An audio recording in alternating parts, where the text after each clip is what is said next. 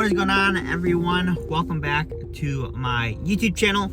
Joining me, as you guys can see, for today's video is my mom. Hello. And the reason why she's joining me is because, well, today is actually not going to be a triathlon focused video. Most of the content on my channel is triathlon related, as this is a triathlon channel.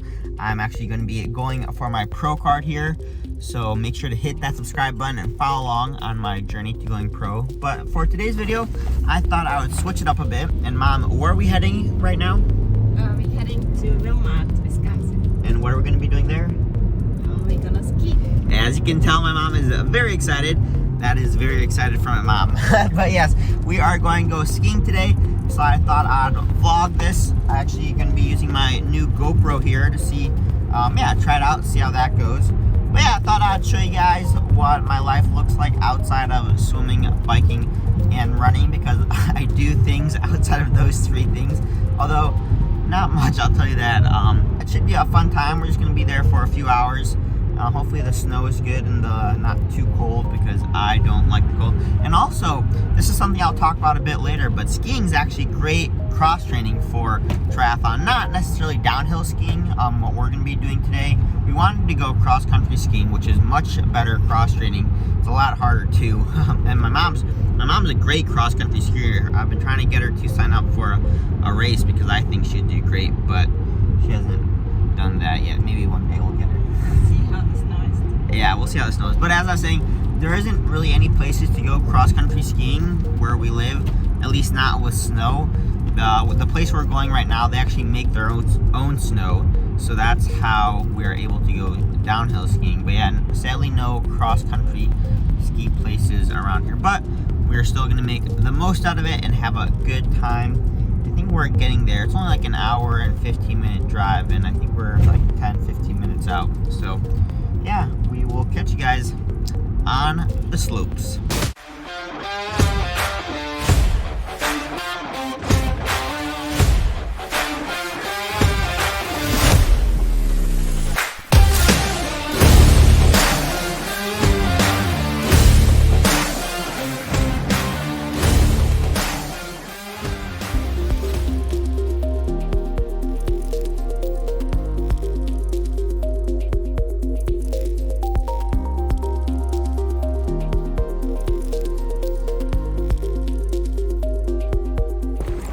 I still need to go get my skis though. I have boots, but I don't have a pair of skis, so we're gonna go rent those. Mom, what do you think? Snow looks pretty good? Looks good.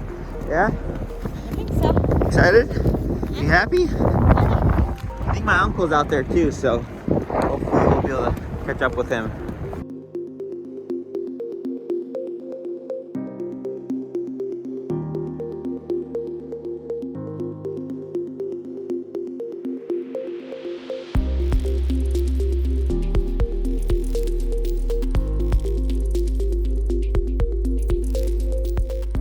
Hey, old man. How you doing, stranger? Good. Glad you guys got here. You missed it. Gorgeous this morning. One that goes to triathlon. And this is Abby. Hi, Abby.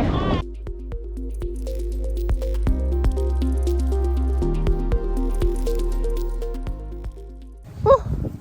Made it on the slopes. Didn't take too long to get the skis and everything. Ran into my uncle, which was pretty fun. He's back there, I think. But yeah, get a few runs in. Not the biggest mountain by any means, but it's better than skiing in the backyard, that's for sure. What was that? It's a Wisconsin hill. Wisconsin hill, there we go. Yeah. Little bunny hill here. Not Colorado, but No. yeah, no Beaver Creek, but we'll take what we can get.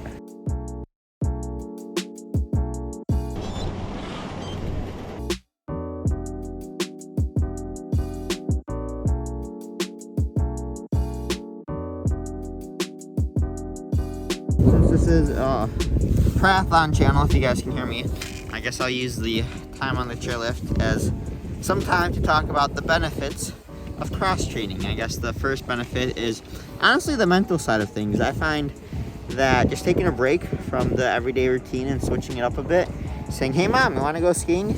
It can help break up the everyday routine. And don't get me wrong, I love my routine. you know, waking up, swimming, biking, running, whatever. But I do find that every once in a while it's good to change things up, give your mind a break. Don't you agree, Mom?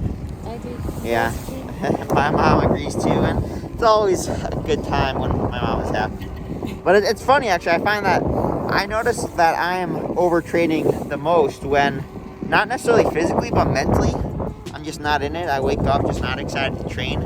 And so I think, yeah, just taking some time off and letting your brain and mind reset, it's a great way of getting yourself excited to train again. So I guess that is this chairlift's tip of the day, and we will see you for next chairlift's tip of the day. Next chairlift training talk episode.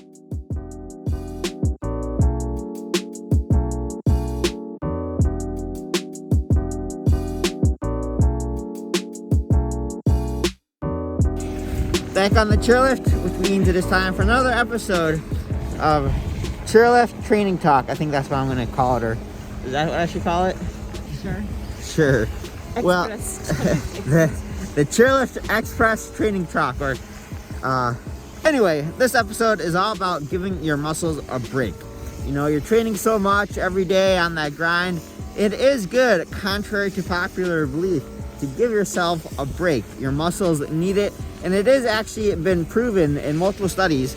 I probably will not have them linked down below, but there are multiple studies that show that it's during the rest periods and when you're sleeping and resting in recovery that you make the most gains. That is true in weightlifting and as well in cardiovascular training. So after a big block, it's very important to take your rest, so make sure you can adapt and absorb all that fitness.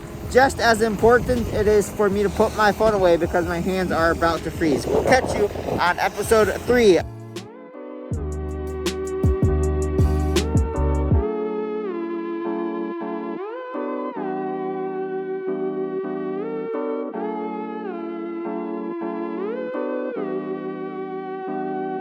Alright, I decided I'm going to call this series the Chairlift to Fitness. So, time for episode 3 of the Chairlift to Fitness. And this is going to be similar to the last one, but a little different.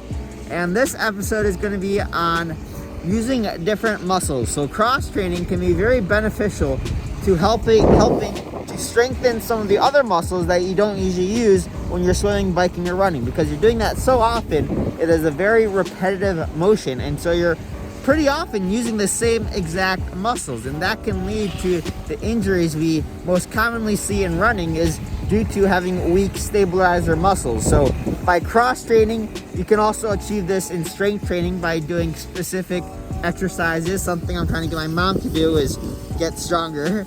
But by cross training and using different muscles, you can help strengthen some of those stabilizer muscles that can sometimes become weak when you're not using them in your everyday training. And you know what's becoming weak right now? My hands, because they are freezing. So I'm going to put my phone away and I'll catch you for episode 4 of the Chairlift to Fitness.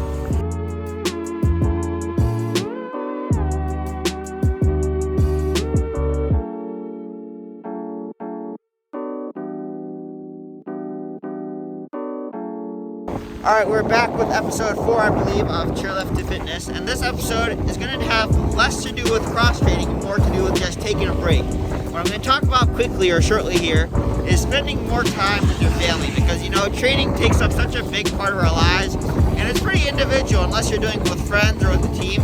You're really not spending too much time with your family. So it is important to make sure to take a break from the swimming, biking, running, and spend time with your loved ones like your mom here and the rest of your family, because they are such a big part of your success.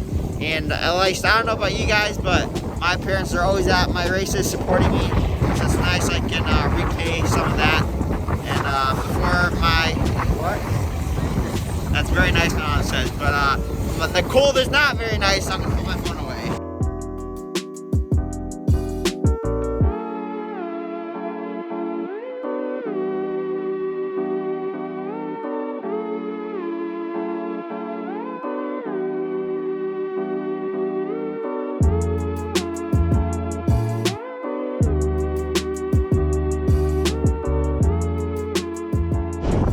Alright, we're trying something new here.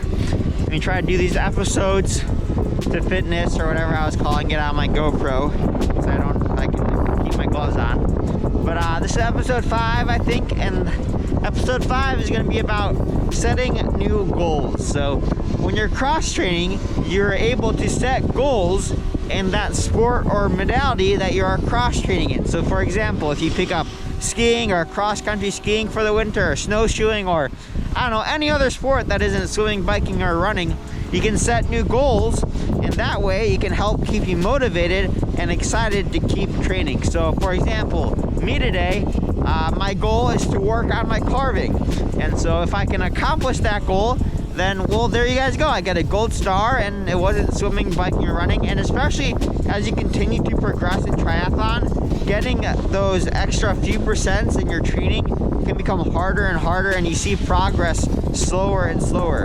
And so this is just a fun way of switching it up and yeah, achieving new goals faster. I'll see you guys in the next episode.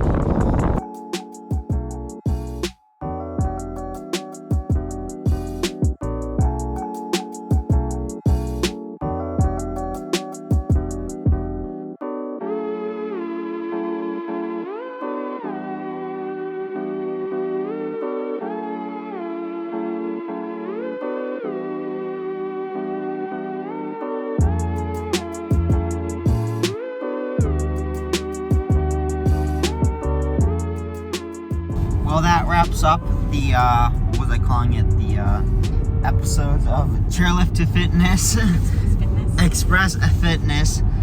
Yeah, I think I only got 5 episodes in before my hands completely froze and I was unable to film anymore. But we are on the way home right now after a full day.